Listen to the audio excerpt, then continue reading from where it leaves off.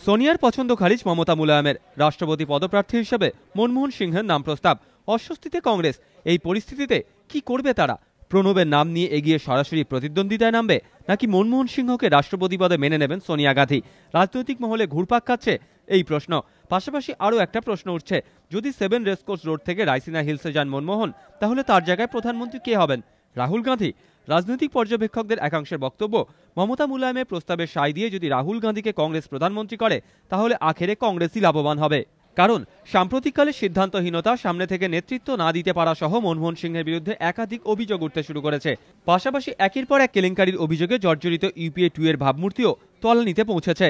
এই পরিস্থিতিতে মনমোহন সিংহকে রাইসিনা হিলসে পাঠালে তাঁকে যেমন সসম্মানে বিদায় জানাতে পারবেন সোনিয়া, তেমনি রাহুল গান্ধীকে প্রধানমন্ত্রী করে কংগ্রেসের নতুন অক্সিজেন যোগাতেও সক্ষম হবেন। তরুণ প্রজন্মকে যেমন রাহুল টানতে সক্ষম হবেন, তেমনি 2014 লোকসভা নির্বাচনের আগে সরকারের ভাবমূর্তিও কিছুটা উদ্ধার করা সম্ভব হবে বলে মনে করছেন রাজনৈতিক পর্যবেক্ষকদের একাংশ। যদিও মনমোহন সিংহের রাষ্ট্রপতি হওয়ার কোনো সম্ভাবনাই নেই বলে প্রধানমন্ত্রী দপ্তর সূত্রে খবর। এদিকে প্রণবের নাম নিয়ে এগিয়ে কংগ্রেস যদি প্রতিদ্বন্দ্বিতায় নামে, তাহলে কি হতে পারে? রাষ্ট্রপতি নির্বাচনে মোট ভোট 10,98,882। জয়ের জন্য দরকার 5,49,442। ইউপিএর রয়েছে 4,46,345টি ভোট।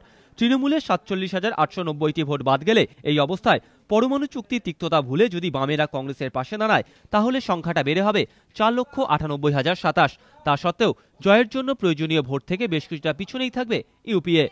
তবে 2014 লোকসভা নির্বাচনের আগে ইউপিএ ভেঙে আদৌ কংগ্রেস, বাম বা অন্য কারো সমর্থনে নিজের পছন্দের প্রার্থীকে রাইসিনা হিলসে পাঠাতে রাজি হবে কিনা তা নিয়ে সন্দেহ রয়েছে। সেক্ষেত্রে যে 5টি নাম উঠে আসছে, তার কোনোটিতেই চূড়ান্ত শিলমোহর না দিয়ে অন্য কারো নামে ঐকমত্য তৈরির চেষ্টা করতে পারে কংগ্রেস। সেই লক্ষ্যে খুব তাড়াতাড়ি কংগ্রেস ইউপিএর বৈঠক ডাকতে পারে বলে সূত্রের খবর।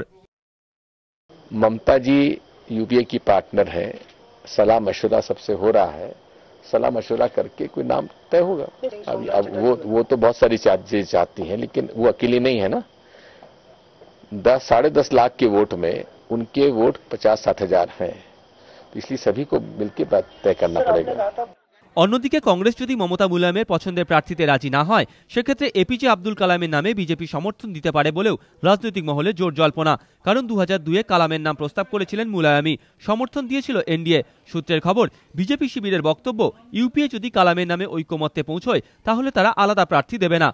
অর্থাৎ যদি বিজেপি কালামকে সমর্থন দেয়, তাহলে এনডিএর 3,04,785 ভোটের সঙ্গে মমতা মুলায়মের সম্মিলিত 1,16,702টি ভোট যুক্ত হয়ে যাবে 4,21,487।